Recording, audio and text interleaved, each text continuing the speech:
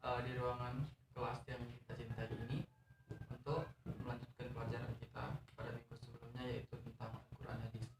Kemudian salat beliin salam tak lupa pula kita mengingat kepada Allah agar selalu tercurahkan kepada junjungan kita Nabi besar Muhammad Sallallahu Alaihi Wasallam. Baik anak-anak, sebelum pelajaran dimulai, Bapak minta kita berdoa terlebih dahulu. Bapak yang pimpin ya, berdoa mulai.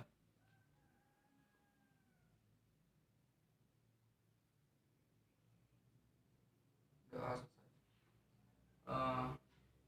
Bentar, Bapak absen terlebih dahulu.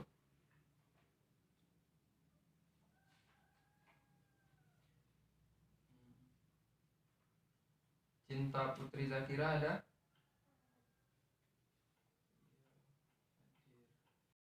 Lutfi Sastra Utama ada? Apa keterangannya Lutfi ini, Cinta? Sakit. Ada suratnya tadi ya? Ada. Selanjutnya Naila. Ada Naila? Hadirah. Oke.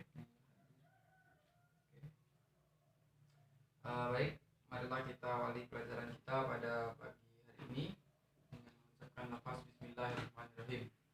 Bismillahirrahmanirrahim. Baik, pada pertemuan kali ini Bapak akan mengajarkan kalian mengenai isi pokok atau kandungan surah Al-Fatihah. Surah Al-Fatihah, tulis Al-Fatihah, Al-Falaq,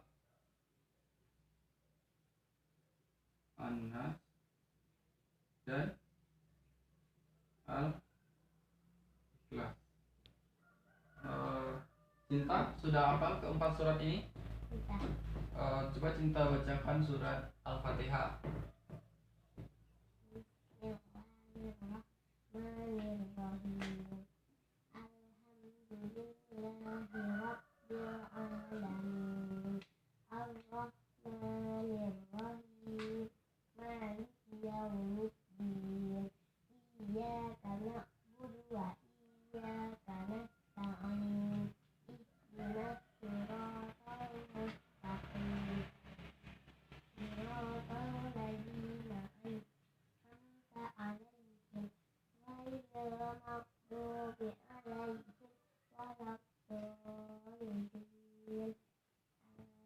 Ya, bagus.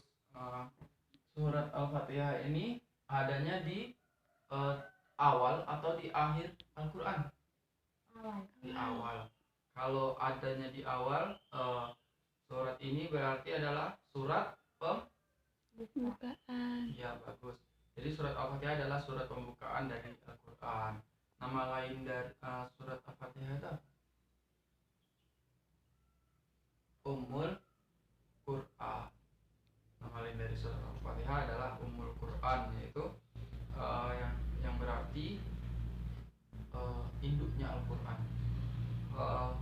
Isi kandungan dari isi pokok kandungan yang mencakup di dalam surat Al-Fatihah yaitu yang pertama adalah akidah, kemudian ibadah, hukum, janji dan ancaman, kemudian kisah-kisah.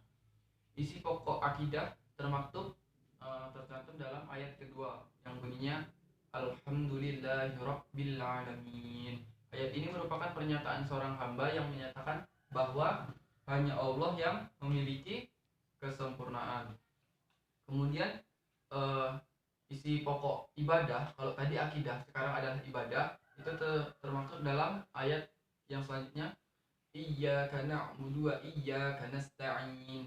Ayat ini merupakan pernyataan seorang hamba yang menyatakan bahwa kita beribadah itu hanya kepada Allah.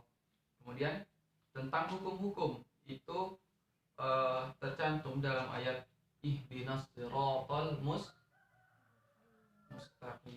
Ayat ini merupakan permintaan seorang hamba agar ditetapkan dalam hukum atau peraturan Islam. Jadi agar ditunjuki jalan yang lurus sesuai dengan tuntunan agama Islam.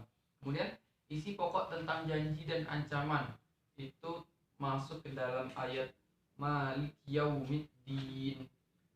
Dari ayat ini tersirat janji dan ancaman Allah kepada hambanya yang rajin beribadah akan dijanjikan surga, dan bagi hambanya yang kufur maka akan dijanjikan neraka. Yang selanjutnya tentang kisah-kisah, ini yang terakhir, termaktub dalam ayat siratal ladzina an'amta 'alaihim ghairil maghdubi 'alaihim waladdallin. Ayat tersebut menunjukkan bagaimana orang-orang terdahulu yang diberi nikmat dan orang-orang yang dimurkai. Yang selanjutnya yaitu tentang Al-Falaq.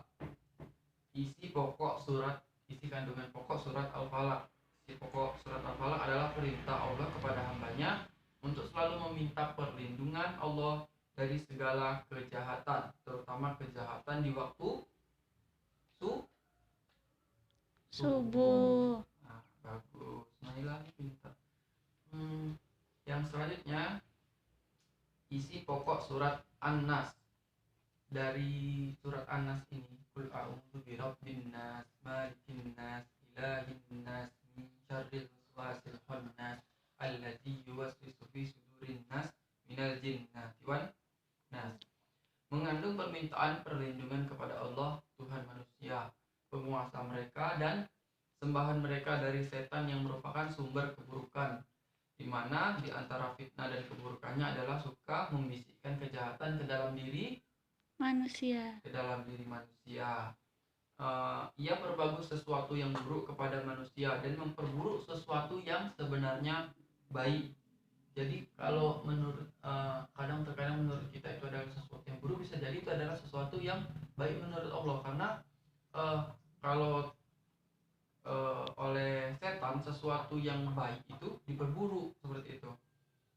Kemudian ia mendorong manusia mengerjakan keburukan dan melemahkan manusia mengerjakan kebaikan, karena sifatnya setan itu tidak suka melihat orang berbuat baik. Yang terakhir yaitu isi pokok surat Al-Ikhlas. Bagaimana bunyi dari surat Al-Ikhlas, Cinta?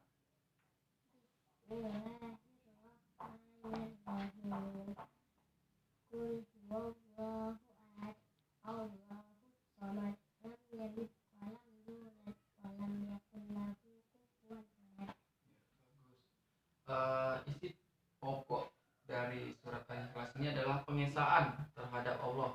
Ini sama halnya dengan akidah, sama halnya dengan tauhid, yaitu mengesahkan Allah mutlak, harus dilakukan sepenuh hati, di mana sifat Allah yang tidak mungkin dimiliki oleh makhluknya adalah esa, tunggal, dan tidak beranak, tidak pula diperanakan.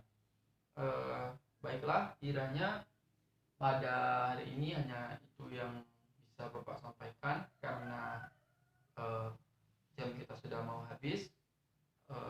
Bapak cukupkan pelajaran kita pada pagi hari ini sampai di sini. Bapak akhiri. Assalamualaikum warahmatullahi wabarakatuh. Waalaikumsalam warahmatullahi